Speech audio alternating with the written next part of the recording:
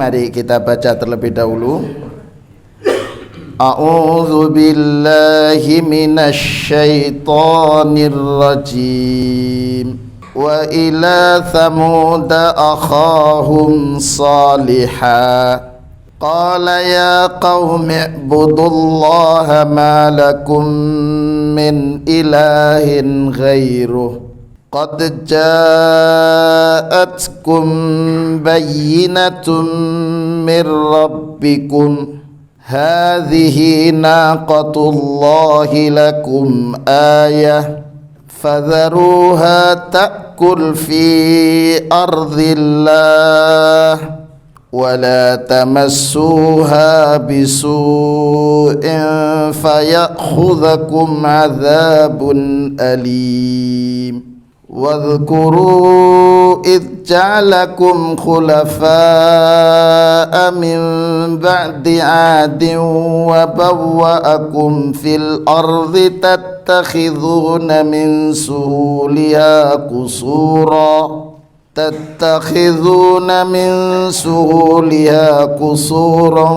wa tanhituna al-jibala buyuta fadhkuru ala Allahi wa la ta'thaw fil ardi mufsidin. Qala al-mala'u alladhina istakbaru min qawmihi lilladhina istud'ifu liman amana minhum ata'lamuna anna salihan mursalun min rabbih.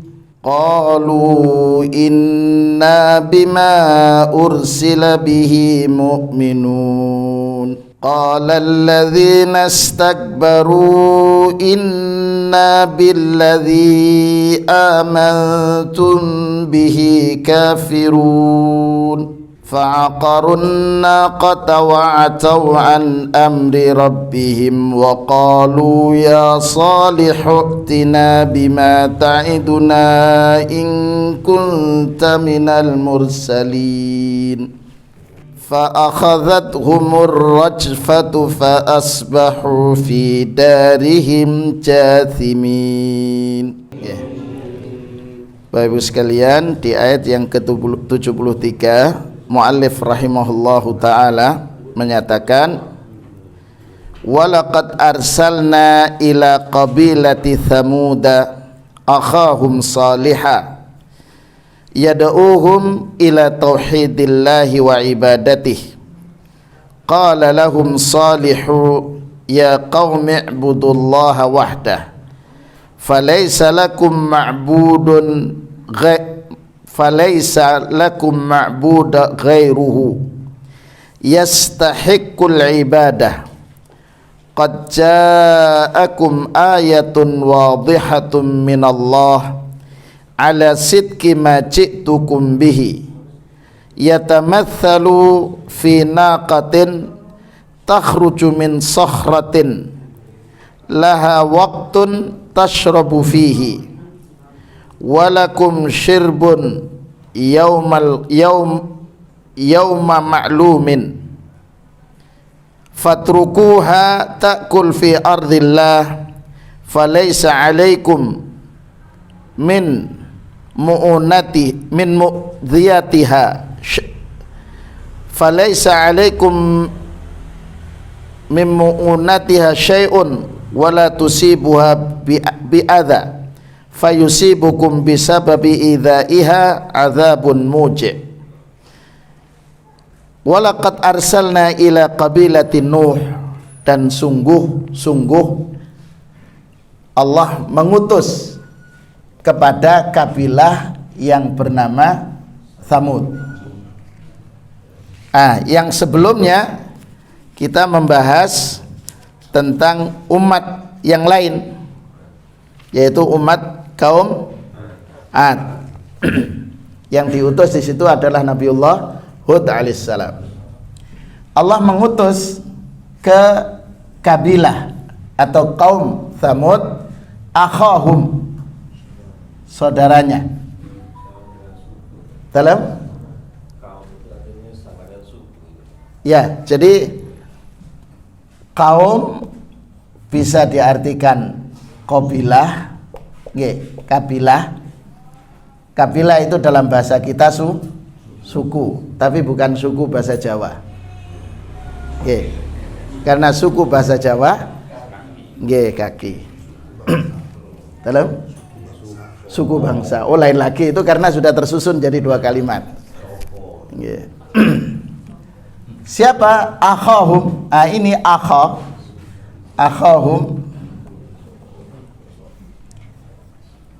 Kalau dikaitkan dengan sabda Rasulullah SAW, Rasulullah mengatakan al-anbiya ikhwatun li'allat, ya, abuhum wahid wa ummahatuhum syatta. Okay. Al-anbiya ikhwatun, para nabi itu bersaudara. Ya, bisa jadi masih ada kaitan dengan darah, hubungan darah, tapi bisa jadi yang maknanya ikhwah itu adalah ikhwatul iman. Nggih. Ikhwatul iman, yaitu karena saudara karena seiman. Karena al-muslim akhul muslim. Seorang muslim itu saudara bagi muslim lainnya. Ikhwatun li'allat, abuhum wahid, bapaknya satu. Ya. Ya, di antara para pensyarah hadis menyatakan abuhum wahid itu maknanya dinuhum wahid. Dinuhum wahid, agamanya satu. Wa ummahatuhum syatta, maknanya syara'i'uhum mukhtalifah. Jadi syariatnya yang berbeda-beda. Jadi berarti maknanya seruan para nabi, seluruh seruan para nabi adalah tauhid. Itu maknanya. Jadi makanya Nabiullah Hud juga mengajak untuk mengesahkan Allah, begitu. Nabiullah Salih alaihissalam juga mengajak untuk mengesahkan Allah. Nah, ini penjelasan bahwa kaum itu bisa mempunyai makna kabilah, dan akhahum itu bisa ikhwah, yang dimaksudkan adalah ikhwatul iman, begitu. Tapi bisa jadi kalau ikhwah juga mempunyai makna keluarga, seperti Ibrahim alaihissalam punya anak Ismail, punya anak Ishak, gitu.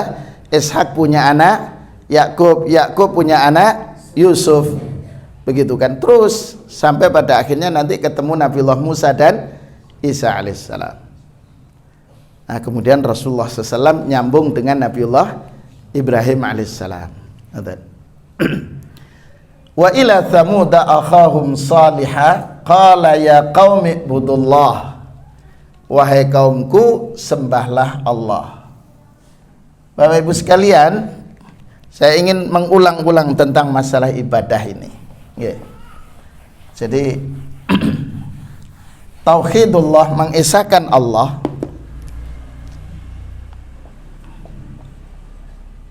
tauhidullah, mengesahkan Allah itu di seluruh hal. Jadi mentaati Allah atau Allah fi kulli ma'rufin, ya, wa taraku kulla maksiatin, itu semuanya lillah. Jadi mentaati Allah dari seluruh aktivitas kebaikan. Lah, aktivitas kebaikan itu ya, ibadah itu ya pengertiannya luas. Seorang ayah, seorang suami membahagiakan istri itu juga bagian ibadah, gitu. Seorang istri membahagiakan suami pun juga ibadah. Seorang istri memasak makanan untuk suaminya juga ibadah. Mas Irfan nyukur itu juga akan bernilai ibadah, itu dengan syarat syukurannya tidak menyalahi aturan syariah. Kan ada yang pingin di koza itu enggak? Itu enggak boleh gitu. Makanya cukur itu enak seperti saya itu. Langsung lu terus selesai. Enggak banyak gitu dan cepat. Jadi itu bagian ibadah, Pak. Hadir majelis ilmu juga ibadah. Jenengan mencari nafkah juga ibadah. Ngoten toh. Membantu istri dalam aktivitas rumah tangga juga ibadah. Jadi ibadah itu luas, ya. Ubudullaha, sembahlah Allah Subhanahu wa taala dalam pengertian yang luas. Makanya Ibnu Taimiyah rahimahullah memberikan definisi ibadah itu adalah kullusmin jami'un, seluruh apa saja yang mencakup hal-hal yang dicintai oleh Allah dan dicintai oleh Allah, baik itu tutur kata atau perbuatan, itu namanya ibadah. Okay. Bertutur kata yang baik juga ibadah, menghormati guru juga ibadah.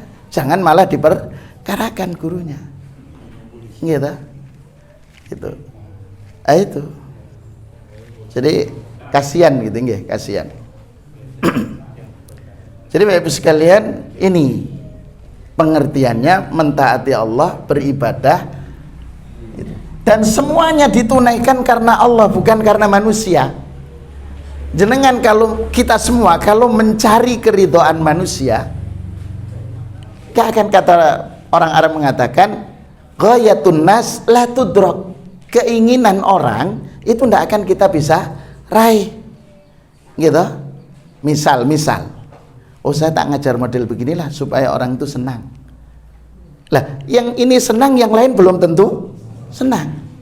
Kalau nuruti semua ya, gitu. Jadi ghayatun nas la tudrak, keinginan manusia itu tidak akan bisa kita penuhi, kita akan capek, tidak bisa. Karenanya semua aktivitas kita karena Allah. Kalau sudah karena Allah selesai. Jenengan misal ikut gotong royong bersihkan, ngecat masjid. Kalau jenengan ngingin, wah garapannya Pak Pur bagus gitu. Pak Pur ngomong, "Siapa?" Ngeten ya. Terus kemudian ketika kemudian ngerjakan tidak ada yang muji, teman-teman wong ini tidak ada yang mengapresiasi. Itu sudah sakit hati jenengan. Tapi kalau kemudian ini saya lakukan karena Allah, mereka mau memberikan apresiasi atau tidak, sudah itu selesai gitu. Makanya orang yang mudah sakit gitu kan, itu karena kepikiran terus dengan orang lain. Lihat temennya waduh panas dingin gitu, lampu aja dijalani saja, sudah biar. Makanya kalau dulu ada biarkan anjing menggonggong kafilah lalu, sudah biar aja gitu. Toh mereka juga akan berhenti, anjing itu dikasih tulang selesai gitu. Biasanya yang sudah komentar-komentar kasih itu selesai, gitu. Pokoknya kasih sesuatu yang menyenangkan. Kembali Bapak Ibu sekalian. Jadi Nabiullah Hud, Nabiullah Saleh itu juga menyerukan mengatakan, "Ubudullaha", sembahlah Allah, "malakum min ilahin ghairu", karena tidak ada Tuhan yang berhak disembah, berhak diibadahi, berhak dimintai tolong, berhak untuk menerima curhatan kecuali Allah. Curhat kepada manusia tidak selesai, Pak. Tapi kalau curhatnya jenengan kepada Allah, karena Allah yang menguji kita, gitu, pasti Allah akan memberikan solusi. Pasti itu. Tidak ada ceritanya Allah biarkan. Karena itu salah satu bentuk solusi cara menghadirkan pertolongan Allah adalah memperbanyak istighfar. Gitu. Di antaranya Allah perintahkan, "Faqultu astaghfiru rabbakum", cobalah istighfarlah kalian kepada Rabb kalian. "Tsumma tubu ilaih", terus bertaubatlah. Apa kata Allah? Yursilis samaa alaikum midrara, Allah akan menurunkan gitu seluruh nikmatnya, anugerahnya. Wa yumditkum bi amwalin wa banin, bahkan Allah mensupport, menambah dari jumlah harta dan anak. Bisa anak karena biologis, gitu kan? Bisa anak karena kita biayai, gitu kan? Jadi yumditkum bi amwalin wa banin. Itu semua. Jadi ada masalah kesulitan finansial, curhatnya kepada Allah. Sekarang ada curhat sama mama siapa begitu. Nggih, jangan, sudah. Kembali kepada Allah, kita biasakan curhat hanya kepada Allah Subhanahu wa taala. Karena Allah mengatakan malakum min ilahin ghairu. Karena Allah kan Ar-Razzaq, gitu. Kalau kita ada masalah rezeki ya mintanya kepada Allah.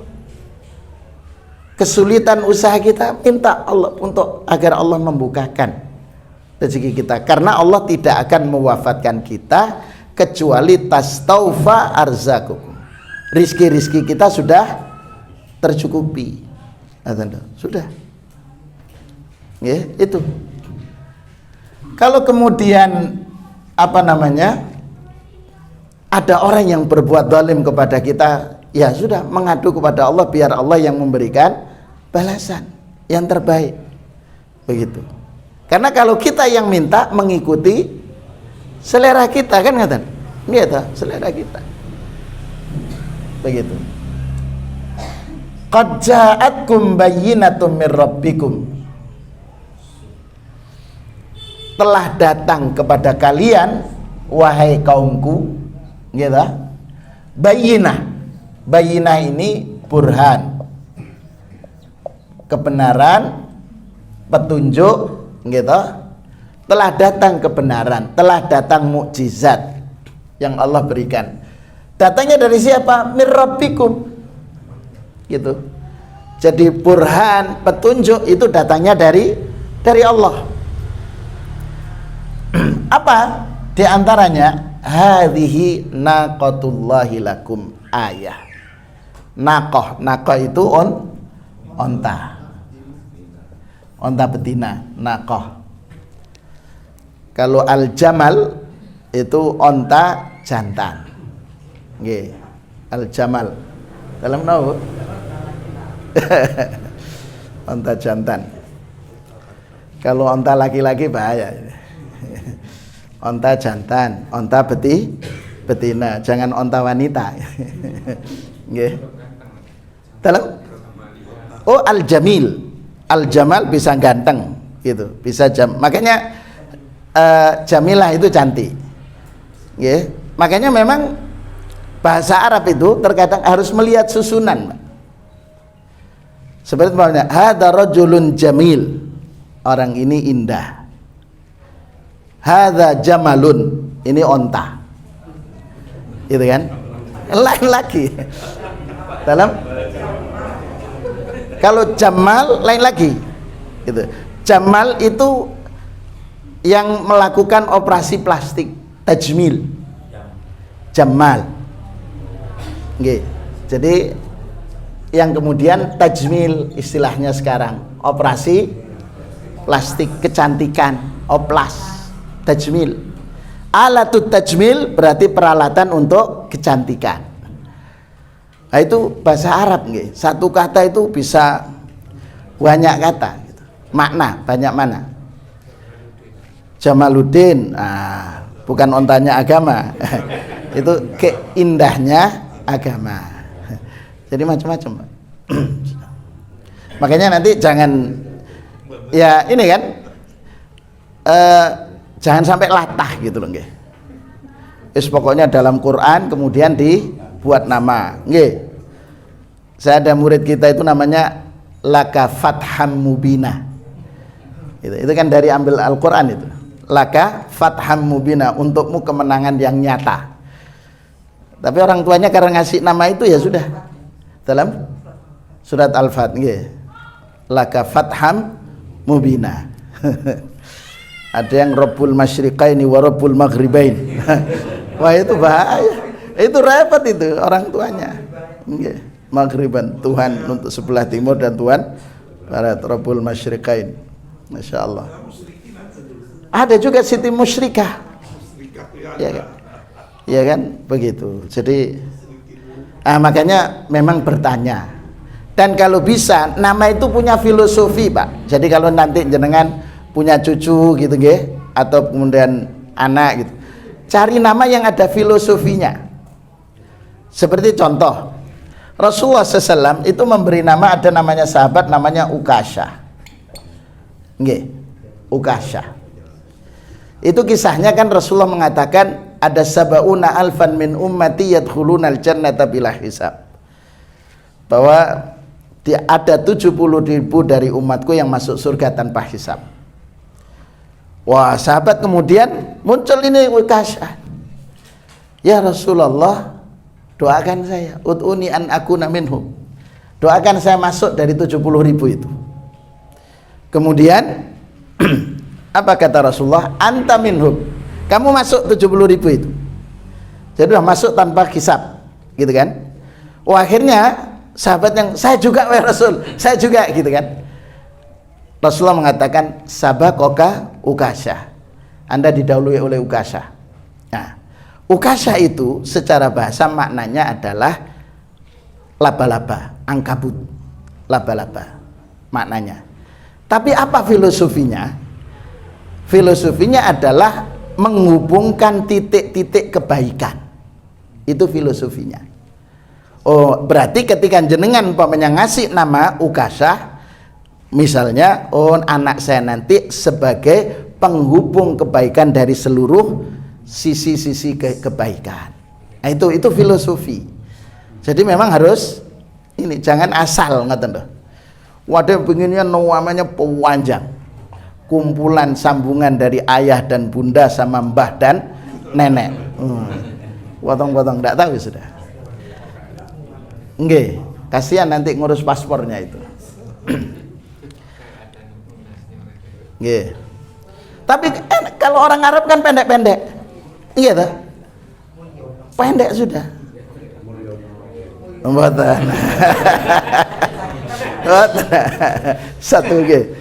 Betul, kalau orang Arab kan itu Sa'ad, Su'ad, Mu'ad, gitu kan nggih? Said, sudah. Bapaknya Said, anaknya Su'ad. Nanti punya cucu namanya Said lagi.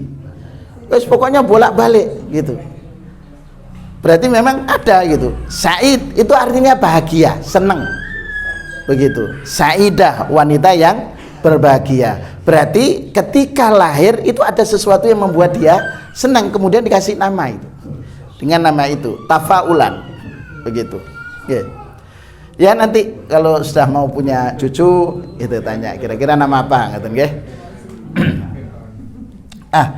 Naqah ini, onta betina ini yang Allah hadirkan, itu penjelasannya kalau di sini naqah ini berasal dari batu.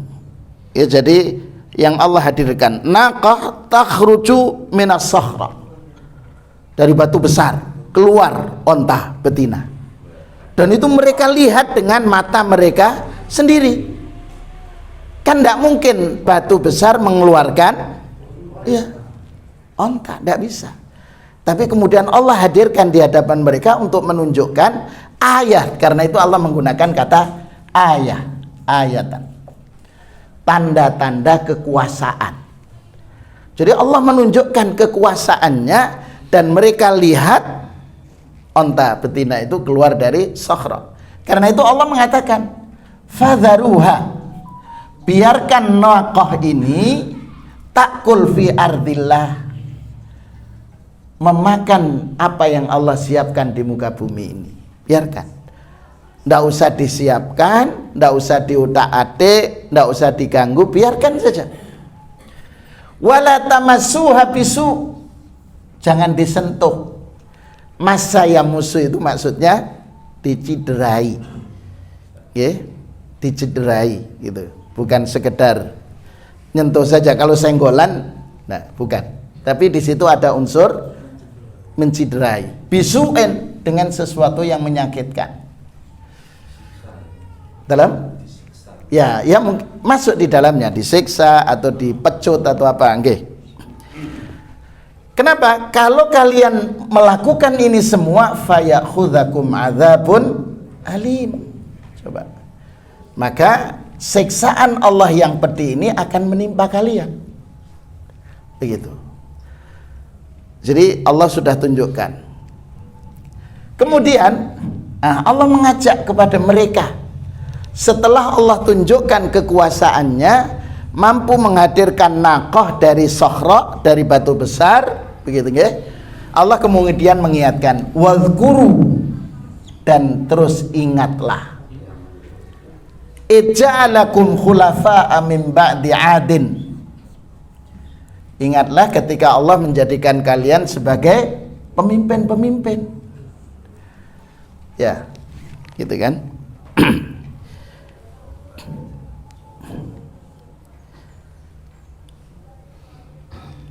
Jadi falaisa 'alaikum min mu'dhiyatiha syai'un wala tusibu billadzi fayusibukum. Kemudian wa tadzakkaru nikmatallahi 'alaikum.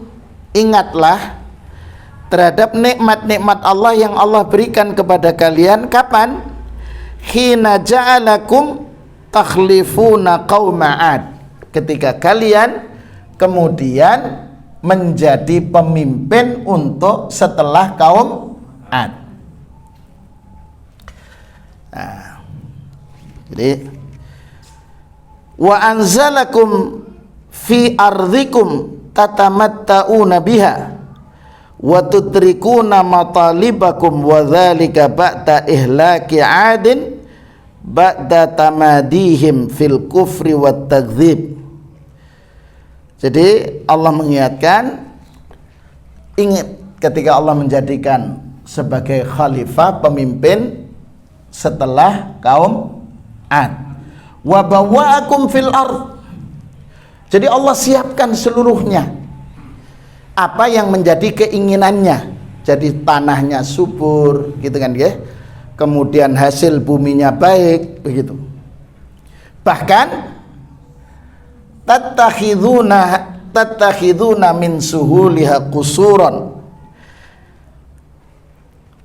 Sebentar. Tabnuna fi suhulil ardi al-qusura. Jadi di tepi-tepi, di perbatasan-perbatasan, tepian sungai dan lainnya, kalian bikin istana, gitu. Jadi masya Allah, Pak. Kan pemandangan itu akan indah, gitu, ketika kemudian di sungainya bersih, airnya, gitu, bersih, kanan kiri juga bersih, kemudian ada di atasnya ada bangunan, kemudian dari bangunan di bawah itu ngelihat, kan ngeliatin, wah ikannya masya Allah, ya, itu semua Allah siapkan dan mereka memiliki itu. Wa tanhitunal jibala buyutan, bahkan gunung itu dipahat kemudian menjadi rumah karena mereka memiliki keahlian memahat itu. Jadi bebatuan, Pak. Jadi pelindungan kalau bahasanya waktu masa penjajahan Jepang. Nggih. Taqta'unal jibal litasna'u buyutan lakum. Jadi gunung-gunung itu dipangkas, dipahat kemudian jadi tempat tinggal. Kan kokoh sudah, Pak. Dengan peralatan yang mereka miliki saat itu. Ya. Itu nikmat-nikmat yang Allah anugerahkan pada mereka. Secara otomatis fisik mereka adalah kuat dan besar. Kan tidak mungkin kalau makanannya ketela kemudian itu. Jadi besar-besar. Yang kecil-kecil kan kita ini Asia Tenggara ini, gitu, kecil-kecil. Bangladesh, Asia Selatan itu juga kecil-kecil, gitu. Ini mereka kuat dan kemudian menjadikan jibal, gunung-gunung sebagai tempat tinggal. Jadi kalau saat ini ada yang buat istana di atas gunung, itu sudah dilakukan oleh kaum Tsamud juga sudah melakukan. Dan itu kalau penjelasan para ahli tafsir itu di daerah, saya coba, di daerah Saudi Arabia.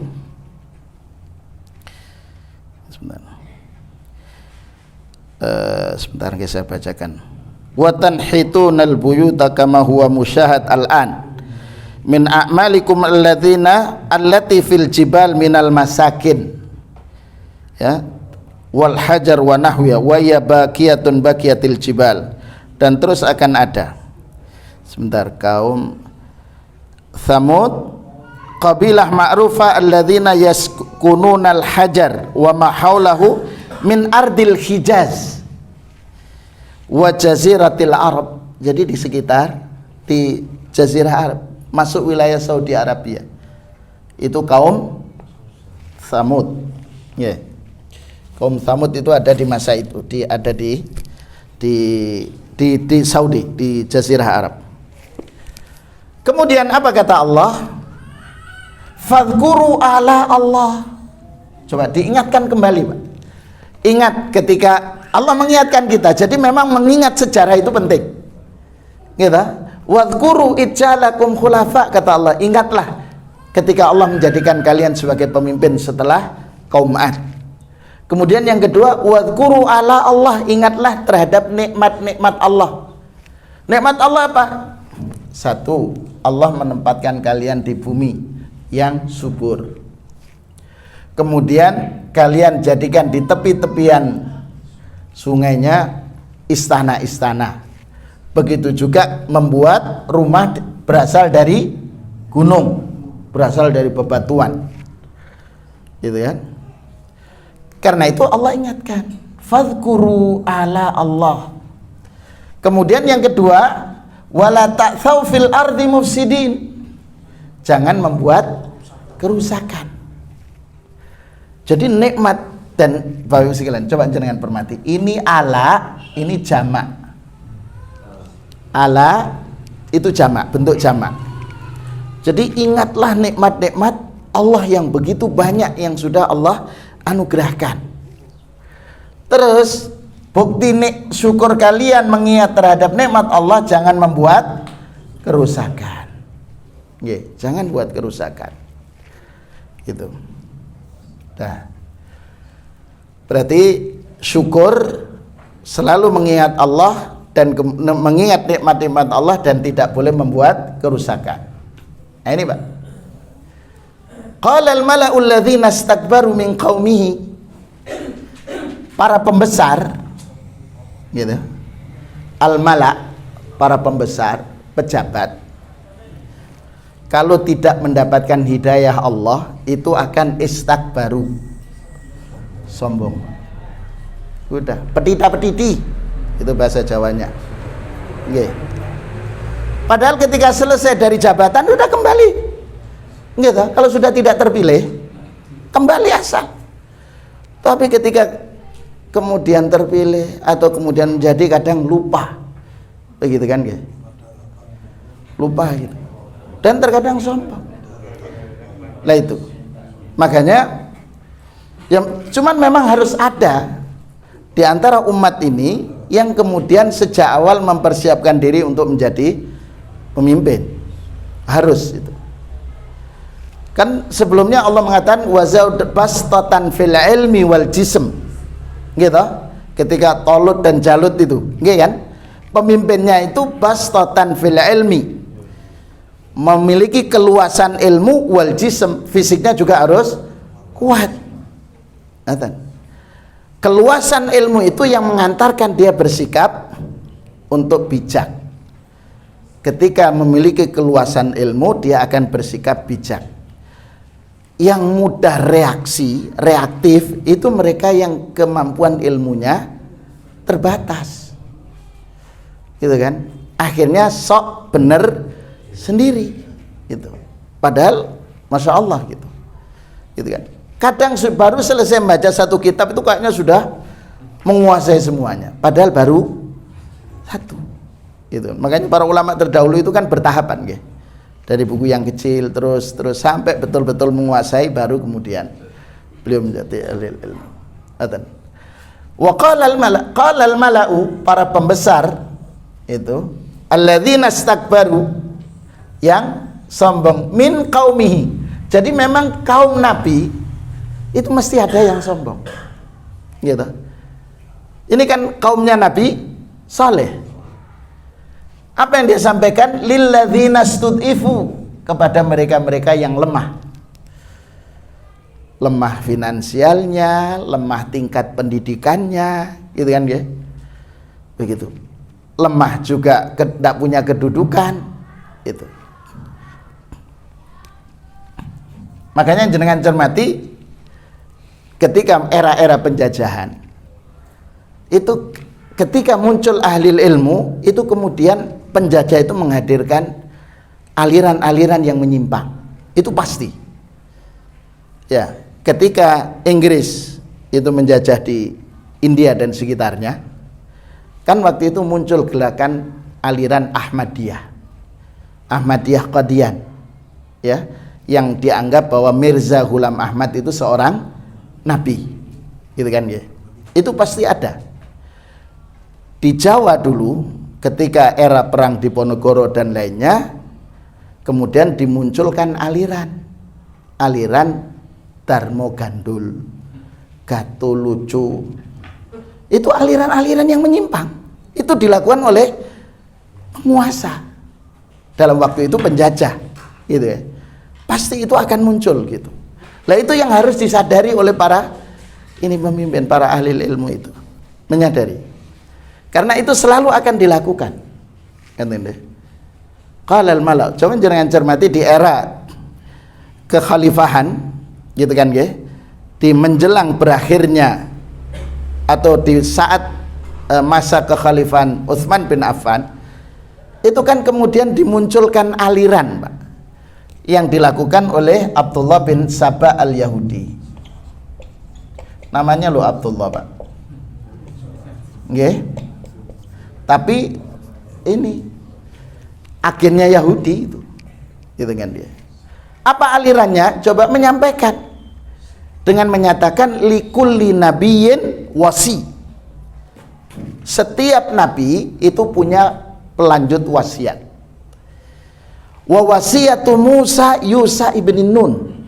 Wasiat Nabi Musa dilanjutkan oleh Yusa ibn Nun, orang saleh. Begitu. Wa wasiyatu Muhammad Ali ibn Abi Thalib. Wasiat Rasul pada Ali bin Abi Thalib. Karena itu tujuannya apa? Menolak kekhalifahan Utsman, menolak kekhalifahan Abu Bakar, Umar, begitu. Itu yang dimunculkan. Dan siapa yang menerima ini, aliran ini? Dhi'aful iman, mustad'afun ini, orang-orang yang lemah imannya. Begitu.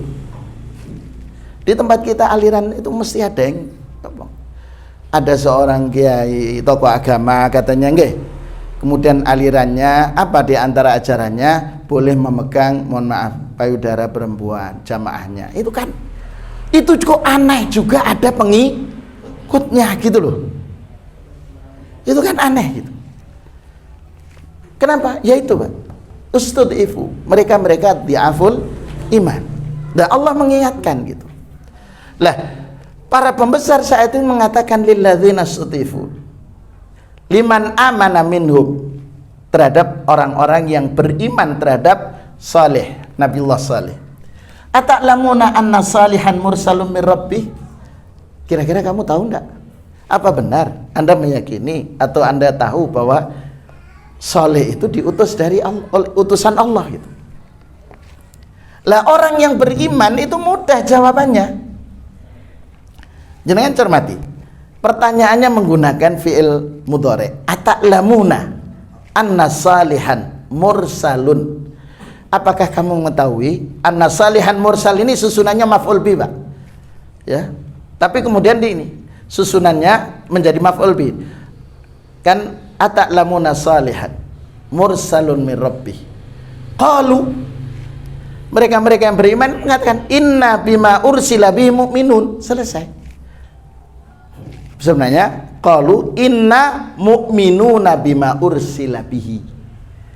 Sesungguhnya kami meyakini, mengimani dengan apa yang diutuskan kepadanya. Gitu. Siapa? Coba. Ini tidak disebutkan Rabb sebagai fa'ilnya, tapi menggunakan fi'il madhi majhul. Qalu inna bima ursila bihi mu'minun. Itu bahasanya Al-Quran. Kalau kita menulis bahasa Arab model saat ini mengatakan qalu inna mu'minuna bima ursila bihi. Itu susunannya. Tapi Allah menggunakan bahasa yang indah. Inna bima ursila bihi mu'minun. Apa sudah berhenti? Boten. Qala alladzina istakbaru. Siapa yang sombong di sini? Al-mala. Qala alladzina istakbaru inna billadzi amantum bihi kafirun. Susunannya inna kafiruna billadzi amantum bihi. Kami mengingkari dengan yang kalian imani. Gitu. Gitu. Padahal perintah Allah ketika Allah menghadirkan naqah, ya, unta betina berasal dari batu itu untuk tidak diganggu sedikit pun, gitu. Wala tufsidu fil ardi, dan tidak boleh melakukan kerusakan. Tapi apa yang terjadi? Fa'aqarun naqata. Ya, unta betina ini mereka sembelih, mereka bunuh, begitu. Padahal tidak boleh. Wala tamassuha bisu'in, jangan kamu lakukan cedera sedikit pun. Wa atau an amri rabbihim, bahkan mereka melakukan tindak melampaui batas, mengingkari perintah-perintah Allah. Wa qalu, nah coba nantang Pak, gitu kan, nantang. Qalu ya salihu i'tina, wahai salih, berikan kepada kami, hadirkan bima ta'iduna, dengan apa yang kau ancam kami, karena kami telah membunuh ini, kami telah melakukan kerusakan, kami langgar itu semua, buktikan sekarang. Begitu mereka.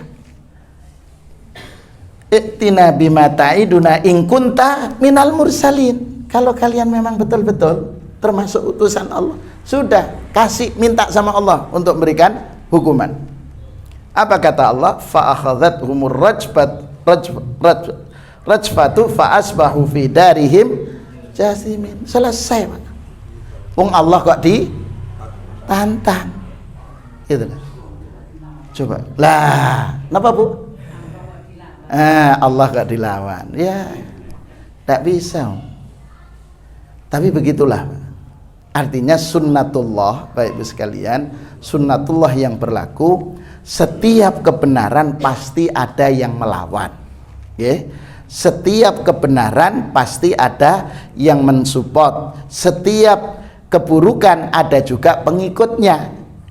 Bahkan yang keburukan ini banyak yang mensupport, karena dia ingin merasa nyaman, tidak ingin terganggu, ingin tetap nyaman dengan kemaksiatannya.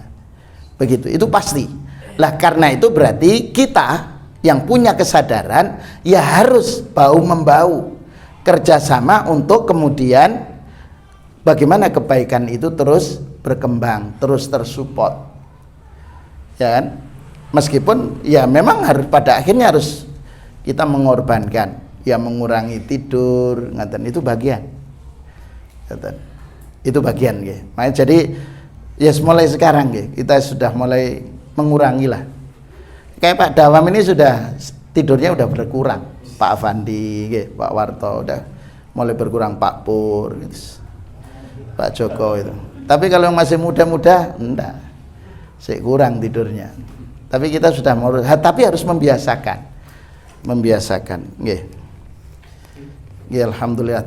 Bapak Ibu sekalian, saya mohon maaf, yang mestinya kajian fikih tadi malam enggak bisa hadir karena saya baru selesai acara ditutup itu 10:30 tadi malam di Batu, dan saya baru sampai di Probolinggo jam 1 dini hari tadi, baru sampai. Tapi alhamdulillah insyaallah jenengan sehat, kita juga sehat. Saya senang lihat jenengan itu. Jadi ketika tadi kayak ngantuk gitu ya, nyampe, saya masuk dulu jam 3 kurang seperempat nyampe sini, saya kunci dulu, saya coba rebahan, tapi kepikiran terus.